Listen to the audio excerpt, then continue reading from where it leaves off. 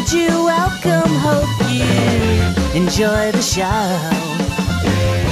Hello, hello, hello, hello, hello, hello, hello.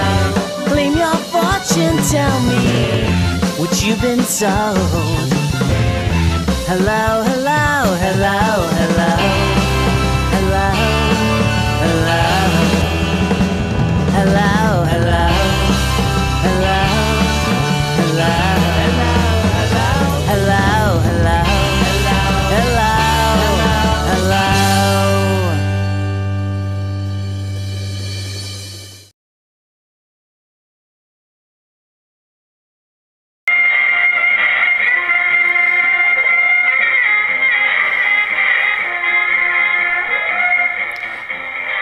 Hello everyone, this is Jim Rizoli and Joe Rizoli here, and this is another episode of What is Truth. And tonight we're going to be talking about a person I'm sure some of you are familiar with, probably more familiar with than most people anyway. But we're going to talk a little bit about Edgar Steel. And if any of you folks know much about him, he was in the white movement, the nationalist movement, and he had some issues.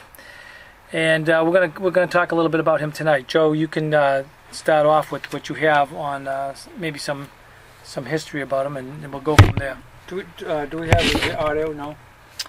Well, I probably could find it and get it here. But go ahead. You could. Well, anyways, the reason why I wanted to talk about Edgar Steel is Edgar Steel was a lawyer, and what happened with him is I used to listen to his broadcast all the time, and I really liked it because he was very strong.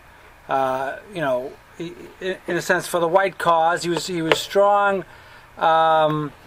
He would take cases that most lawyers unfortunately wouldn't take. Today we have a group of lawyers that are just, as far as I'm concerned, cowards. They won't get into too much controversy because they don't want too much aggravation with the judges or the courts. We've experienced that ourselves with a friend of ours who actually who went to jail for 30 days, and they realized that they made a mistake, and this friend of ours went to get a lawyer to try to sue, and he had to pay the guy $500, and it ends up the guy says, well, I can't help you, there's nothing we can do, we can't sue the judge and this and that. But meanwhile, he was in jail for 30 days when really there was no evidence on anything. So basically, that just deals with lawyers themselves. There's probably a reason he didn't want to take the case. He didn't want to get his lawyer friends, to make him a pariah. And Edgar Steel was basically the lawyer of, the downtrodden. He actually defended a neo-Nazi in the year 2000. Actually, I'm taking some of this information off the Southern Poverty Law Center site, and the reason why I'm taking some of it off there, because I just want you. They are so despicable when they write an article. In other words, they do everything they can to make you look like the lowest class of person. And when you look at the Edgar Steel and the Southern Poverty Law Center list, it says date of birth, it says ideology, white nationalist, and it says here in the first sentence you get the gist of what's happening. It says, attorney and author Edgar Steel was a little-known Idaho lawyer until 2000 when he represented a neo-Nazi Aryan Nations a group, and then they sued the Southern Poverty Law Center.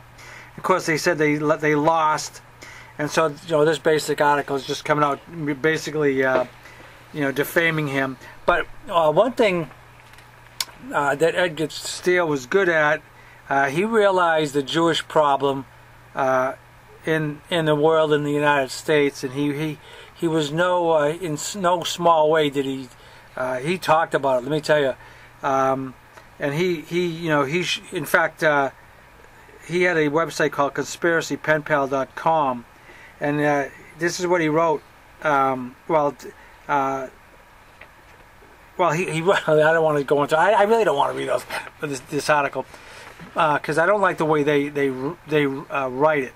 But the point is, he pegged the Jews behind a lot of things. And recently, like last week, we went into a subject matter dealing with what did a lot of people have in common and why they went to jail. You know, we brought up Ernest Zundel and a couple of other people. And we brought up ourselves about what's happened to us in our own town. And one of the common denominators, or well, you could probably say two of the common denominators, would be we come against the Jews, and we dealt with the Holocaust. And as I was searching on the, even though I think we have the video or the audio right now, I was going over some old stuff I had. And I found an MP3 file by Edgar Steel. And actually, I forgot all about it. And he had a whole, like, 25-minute discussion on the Holocaust. And I'm saying, wow, I forgot all about that because that audio basically put him. It put him in with the rest of us as we came and we exposed the Jews and everything, and he came. I mean, I couldn't believe it. I said, "Wow, look at that! He has an audio thing on the Holocaust." And I said, "That's just like what we've been doing." And of course, Ernest Zundel wrote stuff, dealing with the 6 million, and of course, we dealt with other people like Joe McCarthy and for other various reasons. And why are these people blacklisted? Why do these people have pariah written all over their names when it comes to the legal profession and all this? So that's basically what I saw happen.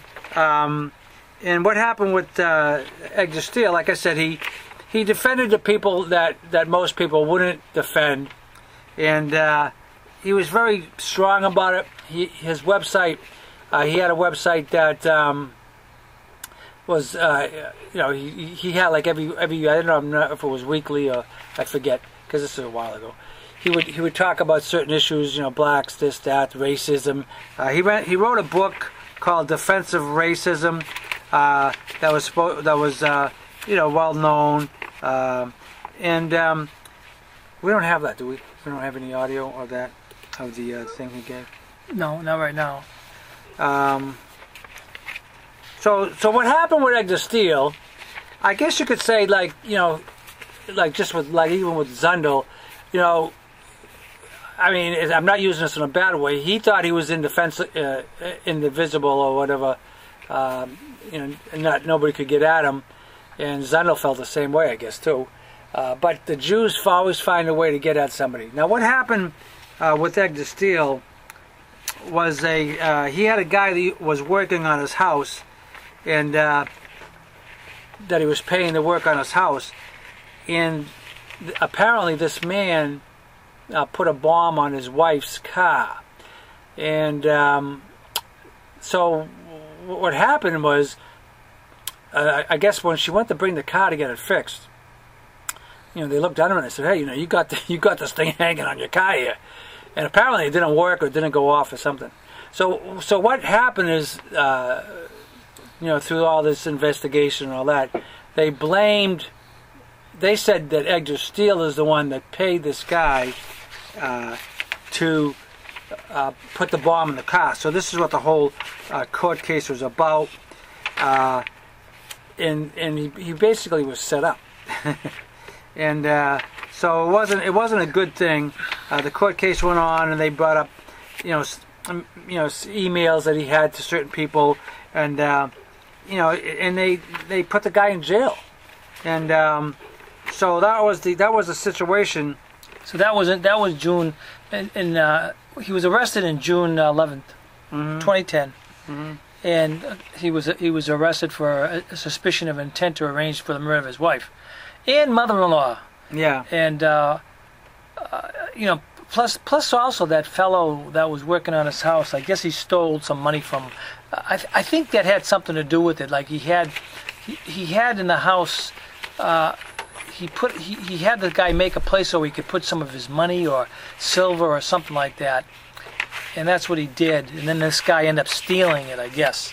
Right. And I apparently what I get out of this, and I could be all wrong here, but apparently what the guy did, he stole from him, and then he made this whole thing turn away from him, his stealing from Edgar, and he set it up to make it look like he was trying to kill his wife, and this, because it had to do with an insurance policy, I guess. So anyway, the media really went wild with this.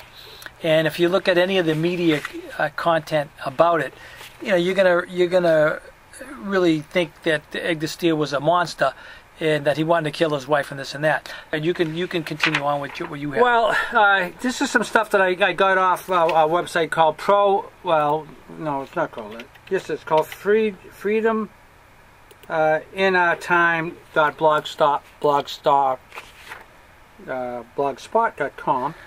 And I'll basically go through some of this because this is kind of interesting.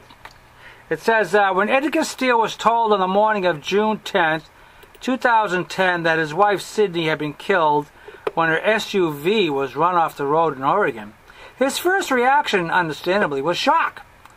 That reaction mutated into panic minutes later when the FBI agent Michael Sotka told Steel that his mother-in-law had also been shot and killed. He wanted to contact family members and find out if they were okay, testified State Trooper Jess Spike, who was at Steele's home in Sagal, Idaho, when the dire tidings were delivered. Asked by Agent Sotka who might have perpetrated these crimes and who his enemies were, Steel named a number of organizations that may have been against him, Spike continued. There was like the Anti-Defamation League, the Southern Poverty Law Center. There were other ones too. He goes, I don't recall the acronyms or the names of them. So the article goes, Trooper Spike was referring to the Southern Poverty Law Center, or the SPLC, which bankrupted the Northern Idaho-based Aryan Nation white supremacist group in 2000 lawsuit.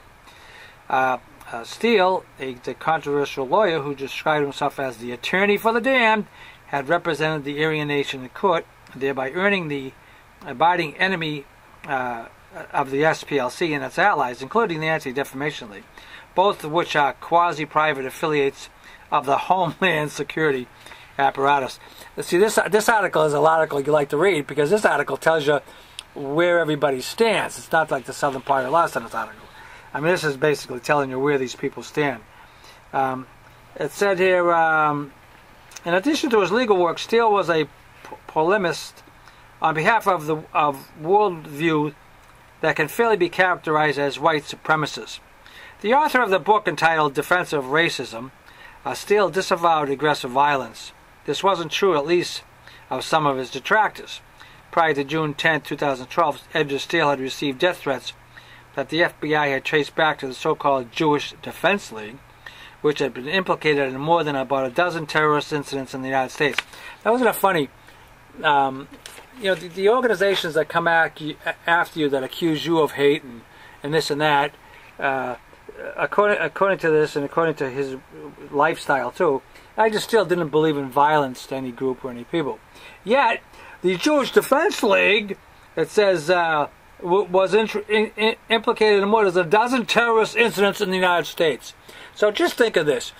The people that are accusing you of doing something, terrorism or, trying to kill people, are doing the same thing. And you're not doing it. So this is what happened here. It says, in the months leading up to June 11th, Steel had endured a near-fatal heart attack. On the morning he received the news, he was still recuperating from a second health crisis, a nasal aneurysm, which had left him hospitalized just a few weeks earlier. Now, what happened with him, he used to get nosebleeds that wouldn't stop.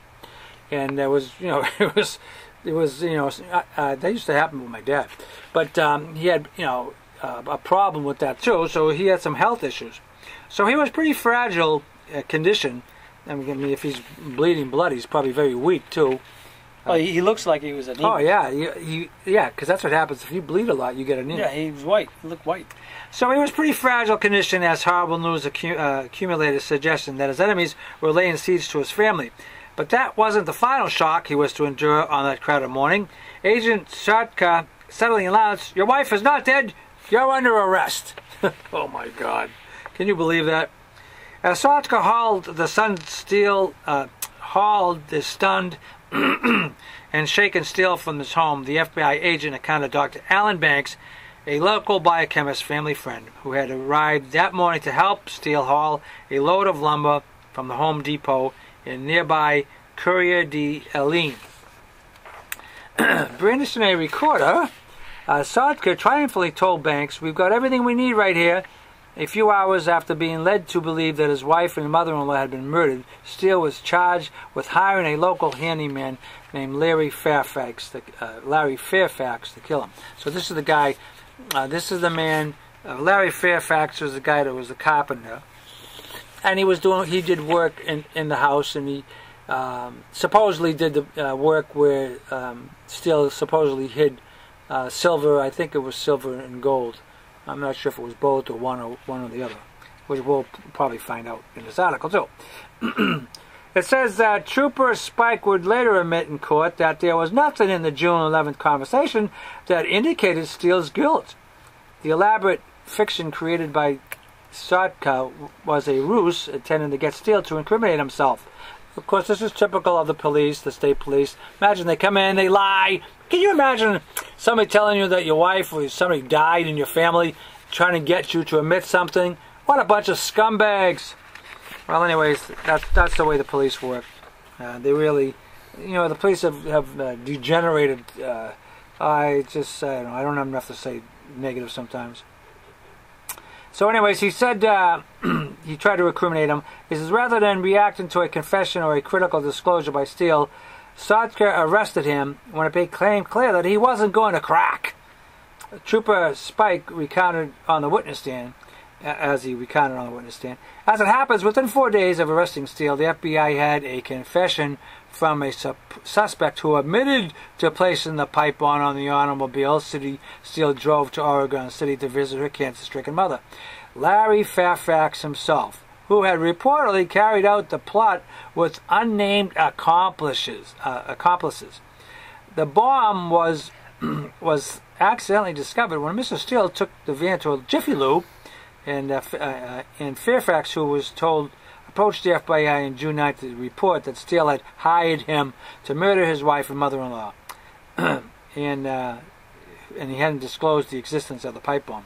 Fairfax, who had done some remodeling work on Steele's home, was supposedly asked to carry out the double murder for $25,000 that would come from an insurance payoff.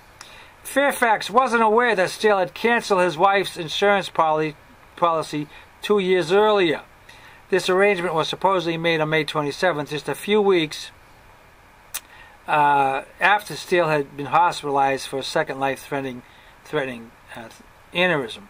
Prior to Steele's arrest, Fairfax had cashed the roughly $10,000 in silver Edgar and Sidney claimed that Fairfax, who knew where the family had cached the precious metal on the property, had stolen the silver. Fairfax insists that it was part of the payoff for his role in the murder plot. All that is known for certain is that the silver had belonged to the Steeles before Fairfax cashed it in. So it is likewise known for sure that Fairfax, with the help of his still unknown accomplices, built the bomb and placed it on the undercarriage of Sidney Steele's vehicle. Edgar Steel only connection to the pipe bomb was recorded June 10th in a June 10th conversation with Fairfax in which the phrase car bomb was spoken.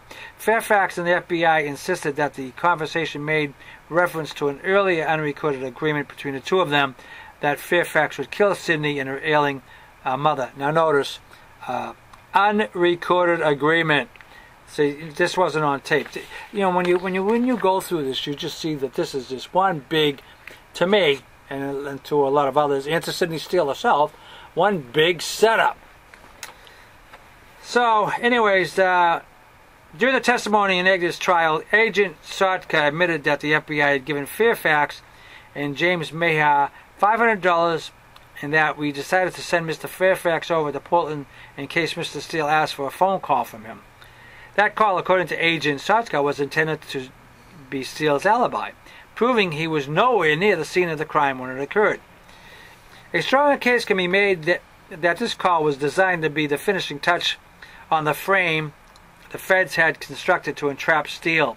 By calling from Oregon, Fairfax would create an interstate nexus that supposedly justified federal charges against Steel. It is important to note that this element of the case against Steel involves something he didn't do, namely contacting Fairfax in Portland, while Sotka admitted under oath that it was the FBI that sent Fairfax to Portland. So can you see this? They make it so that he goes over state lines to make a phone call. Of course, now it's interstate, an interstate thing. Federal law applies. It's amazing how they can really, the feds can set you up to do something or make it look like something was set up. Just despicable people. Well, didn't they make a recording of several?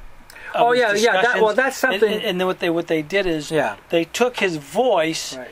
And they edited a bunch of conversations, and they put together an audio that sounded like he was saying, "I want to kill her," right? Something like that. Right. Yeah. So I mean, just to show you how things work, that they can do anything to incriminate you on anything. And so anyway, that they had that audio to make. Well, what happened with that? I'm not sure if this article gets into it. It probably does. What happened with that is that they try to get expert witnesses to testify. That's what happened. I mean, the number one people in the field to show that these tapes were tampered with, and that this is what happened. And I believe they didn't let them testify. All right, we're gonna take a quick break, and then I'm gonna see if I can play the Edgar Steel jail interview. I have it here. I'm gonna see if I can get it to work right. He's been called everything from a racist to a liar to a would-be killer. Well, now a North Idaho attorney is making one last plea to save himself from spending the rest of his life in prison. Edgar Steel could get 50 years for hiring someone to kill his wife last summer. That sentence would mean he would die in prison. So he spoke with our Melissa Luck, trying to clear his name one last time. Yeah, Edgar Steel is known to a lot of people around here for defending the Aryan Nations and some other really unpopular clients. But he didn't take the stand during his trial and didn't defend himself. Now he's taking one last stand against what he calls the tyranny and corruption of our government. 911, where's emergency? It has all the makings of a Hollywood thriller. I just pulled into the Quaker State oil change, and they went underneath my car. It begins with a man charged with hiring his handyman to blow up his wife.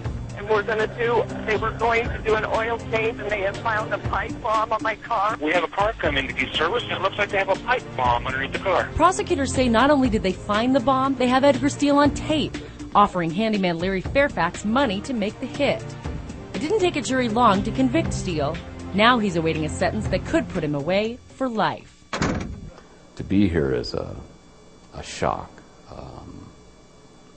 an injustice of the first order. At the request of the Federal Marshal's Office, we can't tell you where he's being held, just that it's a jail in North Idaho. Steel wanted to talk to us because he says his case is much more than a simple murder for hire. I always thought I'd like to end my career with one big case of involving real government tyranny and genuine wrongdoing that you could point to, and people would be marching in the streets, and lo and behold, ironically, I've almost got that case, and it's mine. Steel made a name for himself 10 years ago, representing those on the fringe. Seems a little paranoid about things government-related.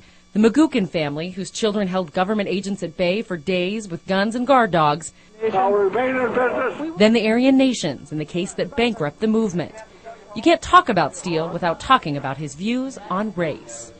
People live in North Idaho, and they're here for the weather. They're here for the lack of population. They're here for the good shopping. They're here for the transportation. These are all acronyms, code words for living apart from other races.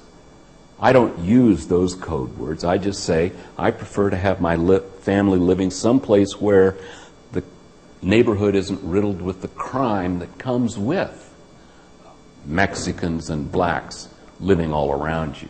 He lays out those views in his book, Defense of Racism, a book he sent to Barack Obama and Justice Secretary Eric Holder after the 2008 election. Holder had complained that we needed to have this dialogue in America about race.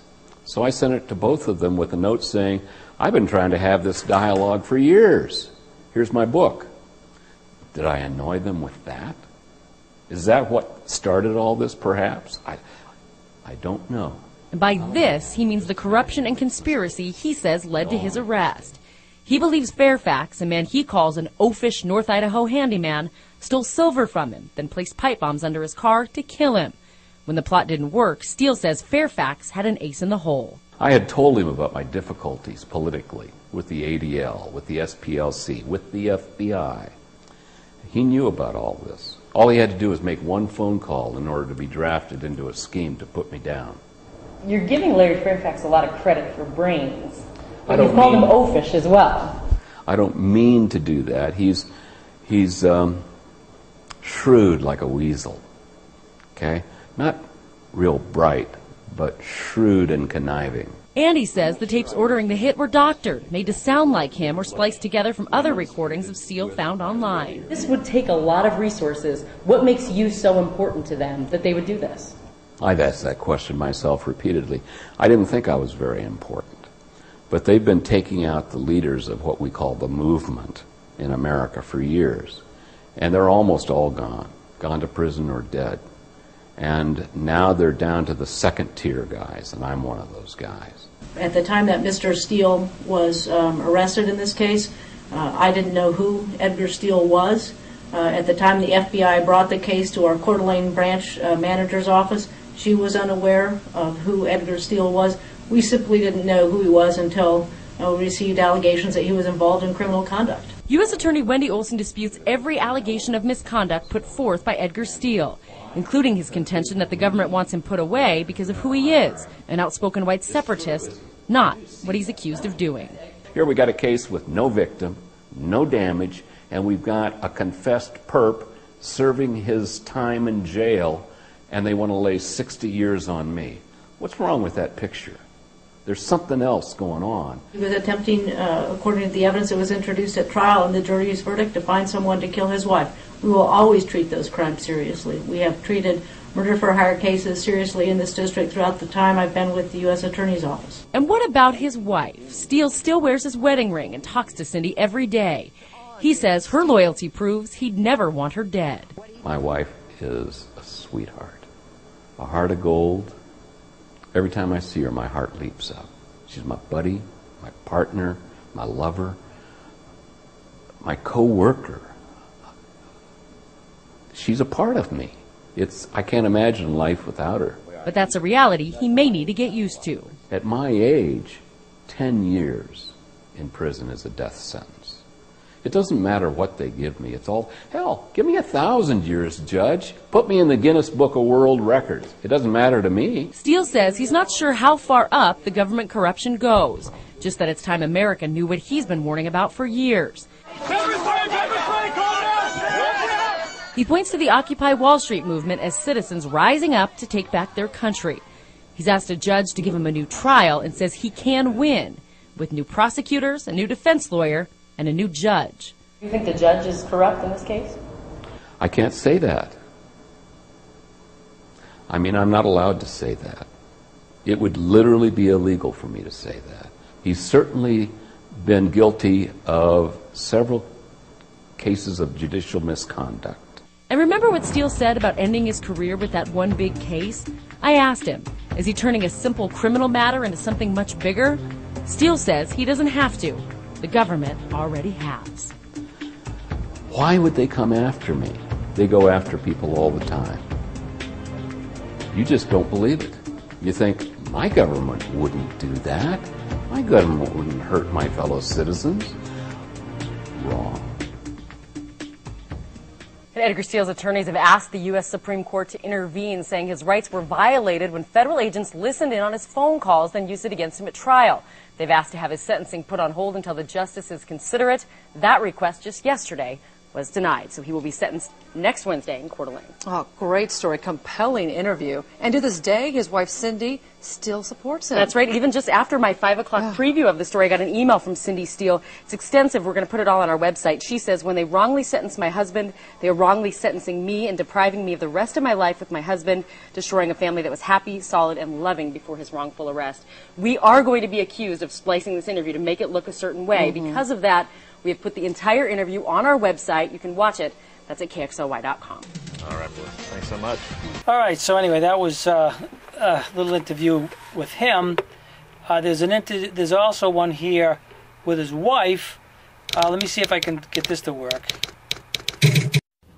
I'm Cindy Steele, the wife of Edgar Steel, attorney at law, father of 3, and my loving husband for 27 years. Ed was falsely accused and wrongfully convicted by our government in a plot to kill me and my mom. A plot that existed only in the minds of government agents plotting to justify their existence by making up potentially violent scenarios in peaceful Coeur d'Alene, Idaho, to make it look good for the congressional budget. I have testified and I continue to testify to Edgar's innocence. And to this day, the government continues to victimize and punish me by denying me the opportunity to visit my husband. I say punish because they wanted me to support their phony story in order to destroy Ed.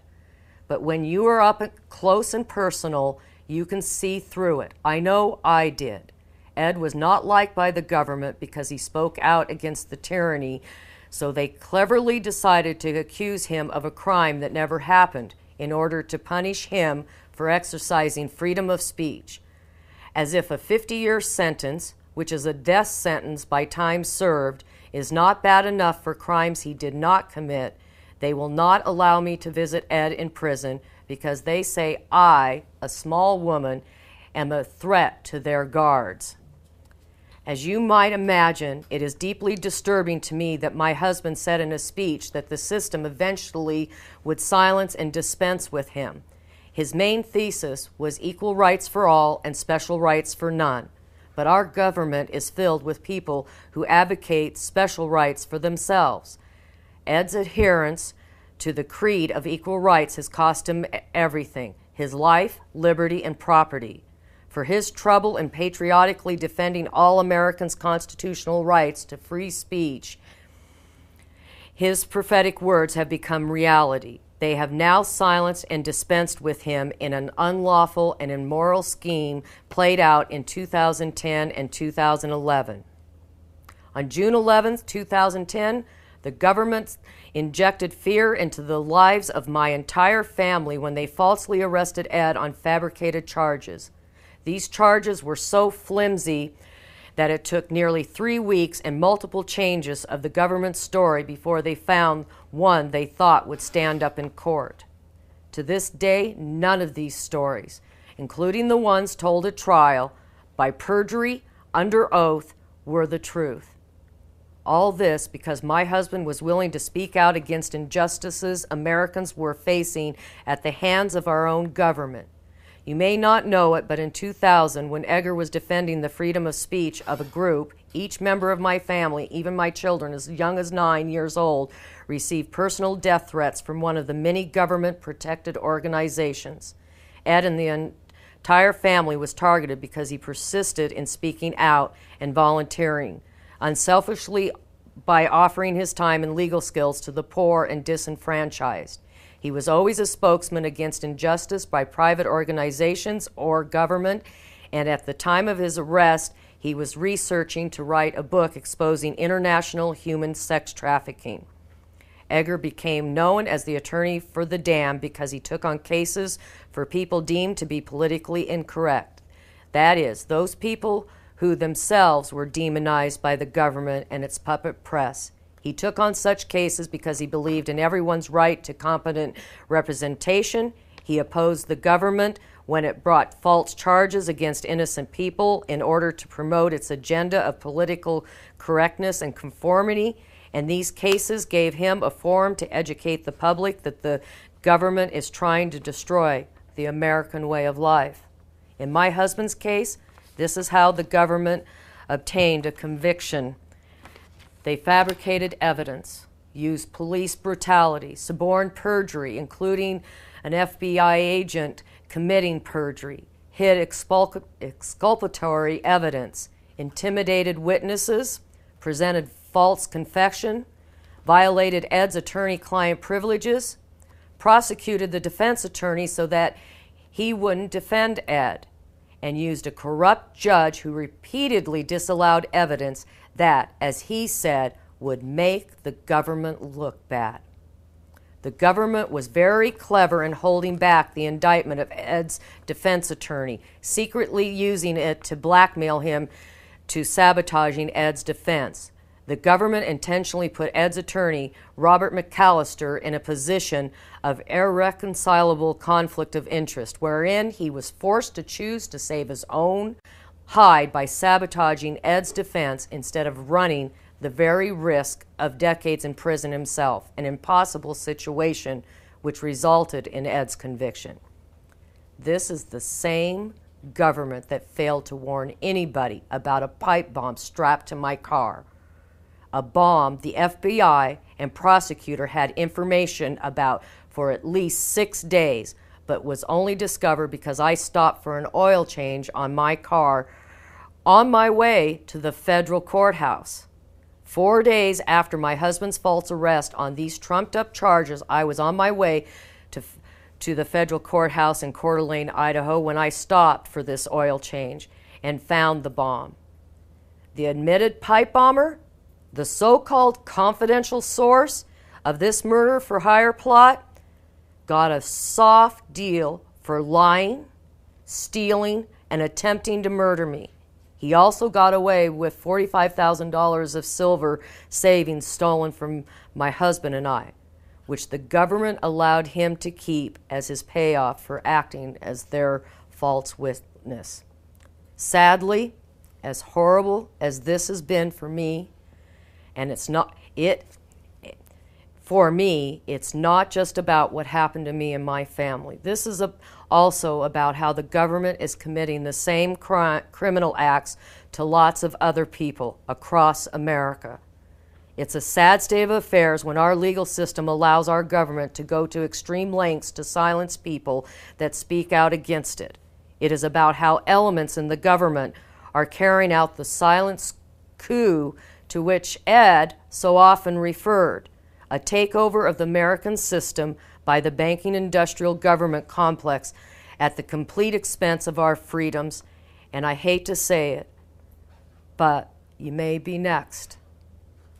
But as Thomas Jefferson said, all that tyranny needs to prevail is for men of good conscience to remain silent. So I am clear. I want everyone to know I'm not going to be silent. The government invented a fictional crime when I supposedly was Ed's victim, but I am not his victim. I am a victim, but I am a victim of the government and the perpetrators in my husband's wrongful conviction, which were the FBI agents, the prosecutors, the judge, and their confidential source, all of whom profited from my husband's arrest, conviction, and imprisonment. I am here to spread the truth about two powerful facts. Edgar is completely innocent, and the FBI, the prosecutors, and the federal judge committed a host of crimes in order to deceive the jury into convicting my husband. And yes, you heard me correctly. And if you wish to visit free-edgar-steel.com, you can learn more on how Edgar was framed and especially what the jury was not allowed to see. A DVD production being released this fall of 2012, which is titled Witness to the Persecution, The Plot to Silence Edgar Steel, thoroughly exposes the government's phony case where the rogue agents violated their oath of office and multiple laws to set up a completely fraudulent case against my husband, making him a victim of the government. which then made me a victim of the same government corruption.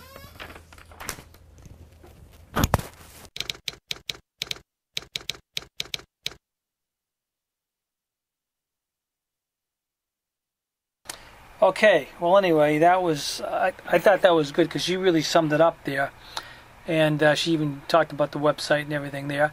So his wife obviously is a big supporter. She knows she was set up, he was set up, and well, she's part of the setup too. But the corruption, I'm amazed by the corruption of the courts. And of course, I've seen it around here in my town. And friends that I've seen go to jail for things. It's just amazing that you get judges, you get the cops, you get the, everybody, lawyers, everybody is involved. And now he's in jail. So he's in jail for like 50 years. And I'm not exactly sure what's going to happen. I'm sure he's going to be appealing this, or more things will come to light about it. But it does show you how you can be roped into something as you mind your own business, and it's sad. It's really sad. It's scary, actually. Joe, you got something there? Well, I wanted to play the Holocaust thing. That he talked about that? No, that he talked about the Holocaust, but I thought it was on this. I gave it to you. Well, I didn't see it on it, but anyway, we played two good videos anyway, showing what happened. But that website. His website is free-edgar-steel.com, and it has a couple more videos on it you can go to. It has, let's see, more information about him too. You can help him out financially, send money if I'm sure they have a lot of court costs and all this and that. So there's that website's there to help. So hopefully, people will help him out there. I don't know what's going on. I haven't heard the latest on him. But in the video, you folks can only hear the audio of it. But he looked good. In jail when he was talking, and he looked good. Calm, collective. But he's just in awe of what happened. Why am I here? All right, what do you got there? Oh, I wanted that file. I don't have the file. So anyway, the Edgar Steel case just goes on, and we'll just have to deal with it as time goes on. And here, if you give that to me, you can. If you have something you want to talk, I can see if I can look at it. Well, I thought that was the disc that you gave me off your computer. Isn't that the one you gave back to me? I'll look at it. I'll look at it. All right. What else do you have on that? I don't have anything else. Okay. So that's what you wanted to show. Okay, the video. All right. Well, where was that video? Was that a YouTube video? Well, he talked about the Holocaust. All right, well, we could definitely see a tie. There's no doubt about it that people. I didn't know. But people that seem to, talk about that subject matter, seem to have problems. Even though I'm concerned with what will happen to us in our town, because I have 4 cable shows, and each cable show I'm always bringing up in my videos something about the Holocaust, talking about it. But I do it in a way of like, let's investigate this. But still, a lot of people, they don't want to hear about it, and I think that's what really bothers me about it, is that subject matter dealing with the Holocaust is so etched in stone as being a valid, bona fide event that happened the way the Jews say it happened, that anybody that even questions it, they look at you like you're a crazy person. So obviously they looked at Edgar Steel as a crazy person too, but I think they felt more threatened by him. He said he was a second tier, in the movement, the nationalist movement. And they're just kind of like, just like the mafia. They took all the mafia down. In the nationalist movement, they took all the higher-ups down, and the ones that, didn't die, they put in jail. And, there's a lot of conspiracy against all these guys, too. And this is just the way it works out. And you get people lying and, people within trying to shipwreck you. It's really hard. I like to be a fly in the wall of how they put this all together. Because you know, when you look at how this was all set up, I mean, the guy that puts the bomb on the car gets 3 years in 3 years in jail or whatever. And then I just, I have no faith in juries anymore.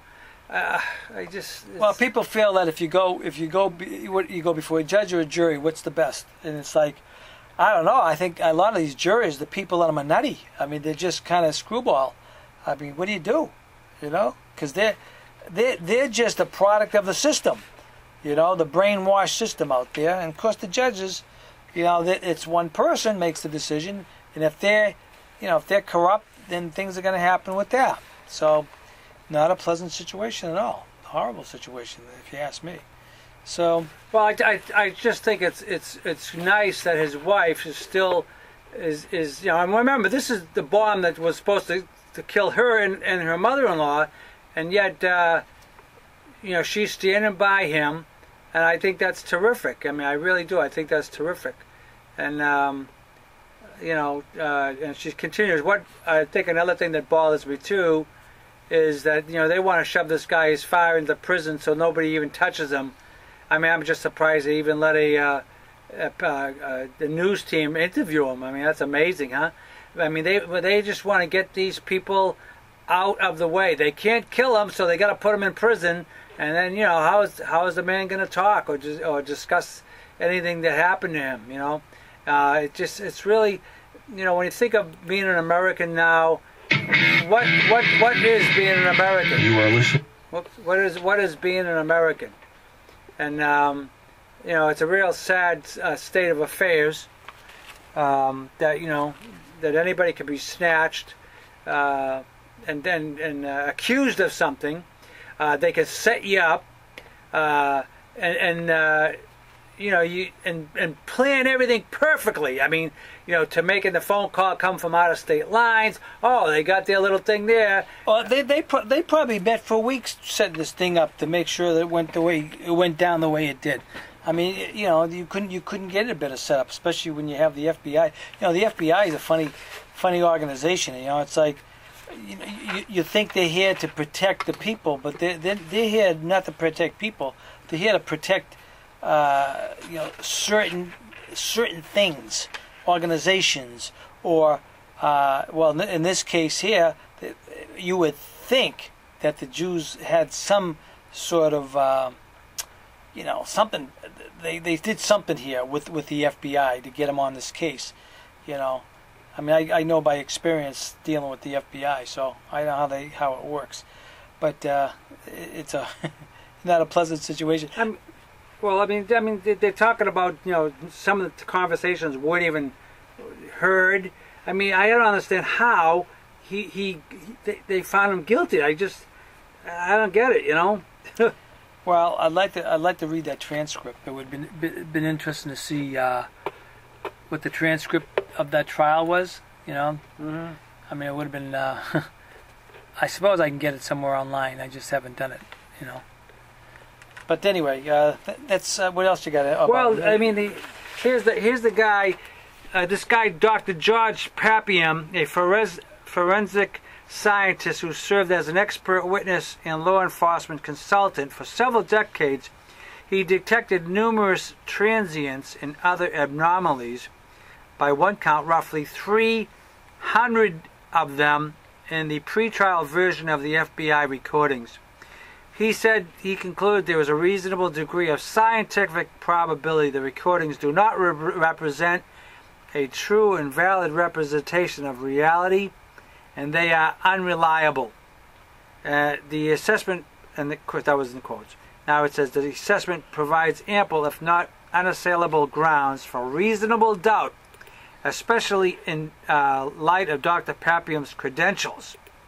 So it basically, this thing just goes into the guy's credentials. But what happened was let me just read what happened here, because this is interesting. How much time? I've got a few minutes. It says he did work in linguistics, okay, and he used to be a witness for linguistics in the Department of Homeland. He was an expert forensic witness, okay. He goes, they attempted it goes, not surprisingly, the prosecution attempted to exclude both Dr. Pappiam's report and his testimony from the trial. On May 2nd, Judge Windmill, now see, I'd like to know if the judge was Jewish, too. Does anybody know? It says, on hearing to determine whether the defense would be permitted to present Papcom's testimony. At the time, Papcom was vacationing in Bora Bora, and Windmill initially ruled that he could testify via video conference on the following day. However, the prosecution complained that this arrangement would be unacceptable since it wouldn't permit them to confront the witness. A right that is guaranteed to the defendant, not the prosecution, by the Sixth Amendment of the U.S. Constitution. So, I mean, imagine that. This guy, he happened to be away at the time when this happened. Of course, this was all probably planned, that they made sure this guy wasn't going to be around. But they would have gave him video conferences. They would have done that with any other person. And yet, they didn't do it, so he couldn't give his testimony. I mean, and just think, he's an expert in this field. So it says here, Judge Windmill's earnest concern for the supposed right of the prosecution to confront Dr. Peckham stands in stark contrast to his indifference to Edgar Steele's constitutionally protected right to confront a key prosecution witness. This is a woman that was brought into the case, Ukrainian resident Tatiana Legnovia, whom Steele had contacted as part of what he and his wife Cindy both described as a research into the Russian mail-order bride scam. So what they're basically saying here, isn't it funny, they wouldn't bring her into the case, where they made a big case about her because they said he was having, I believe, a relationship with her. But it said his wife and him, they were trying to, I guess they had the reason why they contacted her, or why Edgar Steel was contacting her, was they were looking into the bride scam. I mean, the Russians have this huge, big bride scam thing that goes on in this country. I know we've seen it because we had a neighbor. Well, actually, she was German, right? She was German, and she got online or somewhere, and she found some Russian guy that came over here, and he married her, and that lasted for what, a year? Whatever, just so he could do something. Yeah, and then he left, and that was it. He just that's how it works. So apparently, Edgar Steel was trying to find some information on these bride things, and that's why he had contact. But apparently, why wasn't she part of confronting? She was a witness. Why wasn't she confronted? In other words, the legal system does what it wants. If it wants testimony from somebody, it will do it, and then they will do everything, jump through all sorts of hoops to stop you from getting your testimony. And what's sad is too that if they know that there's truth out there, they will make sure that they won't bring that truth up. So I mean, you would think that when you go to court, the court wants what's best for the situation. What's the truth? So now you bring the truth up, but see, they're going in another direction. They can't have the truth come up. So they have to abide by the lies and whatever is behind their motives to put you in jail, and that's just what they do. See, this woman, Longinova, it said her testimony was critical to the prosecution's case, and the right to confront, protected by Sixth Amendment, required that Steele and his counsel be given an opportunity to cross-examine her. However, Windmill permitted the prosecution to enter into evidence a videotape deposition conducted via video conference with the aid of a Russian language translator. Longovia's story included a claim that Steele had promised to visit her in the Ukraine in August of 2010. So it says, while Edgar Steele's jury was permitted to hear Longovia's video testimony, it was not permitted to hear the testimony of Dr. Robert Stoll, who had spent several hours in Steele's company on June 10th, the day of the supposed planned murder of his wife. Dr. Stoll, a local veterinarian, filed an affidavit, recounted how he had discussed Steele's health problems and how he was impressed in the manner of Edgar's tender affection for his wife and family. I believe that this man's intent when I visited him was not to kill anyone, especially his wife. So it says, to understand this deeply prejudiced nature of Windmill's rulings in this regard, it's necessary to take into account the composition of the jury. In a case involved an alleged plot by a husband to murder his middle-aged wife, the jury consisted of 11 women and 1 man. So imagine that. Well, that was a nice equal trial. I mean, my goodness, 11 women on the jury. Okay. So, anyways, so basically, what happened here is they just took what they wanted, and Edgar Steel was, left. There's really not much he could do, and they found him guilty. And I'm just trying to think what else was here. Well, it's just, anyways, this article, I thought it was pretty good. I mean, it was pretty fair. It's not like when you read the Southern Poverty Law Center. You read their article, my God. I mean, we've read stuff, what they said about us. Some of it's true, some of it's false, some of it's dated, some of it's, I mean, when they write about you, they treat you like an ant. I mean, a non-human being. And they should talk about hate. It's incredible. Well, we only got about a minute left on this. Yeah. Did we hear it? No. Yeah, that's all we got. Well, anyway, that's 90 pretty. seconds. Yeah. I mean, that's pretty much summing it up for tonight about Edgar Steel. He did write a book called Defense of Racism. If anybody's interested in that, it's an unapologetic examination of racial differences. So there's another reason to be hated, because the race issue is a very polarizing topic in people's lives, right? And he wrote a book about that, gave his opinions about that, and that's just another thing that you talk about the Holocaust, you talk about race issues, and you're going to have some big issues in your life too. So anyway, I guess that book is on Amazon if people want to get it. Called Defense of Racism. Well, look up information about Edgar Steel. Don't forget about him. Try to find his address. Maybe send him a letter of encouragement. I mean, let's face it. Go to the website. The website I mentioned. If you just do a search for Edgar Steel, it will come up to where his website is, and you can at least read more about it. There's a lot more there. Some videos, more videos are there too, and you could take a look at all those too. Well, anyway, that's pretty much it for tonight. We'll be talking about another subject next week. And again, I'm Jim Rizoli. I'm Joe Rizoli. And we'll see you next time. Okay, bye. Thank you for using Blog Talk Radio. Goodbye. Hello, hello. I bid you welcome, hope you enjoy the show. Hello, hello. Hello, hello. Claim your fortune, tell me what you've been sold. Hello,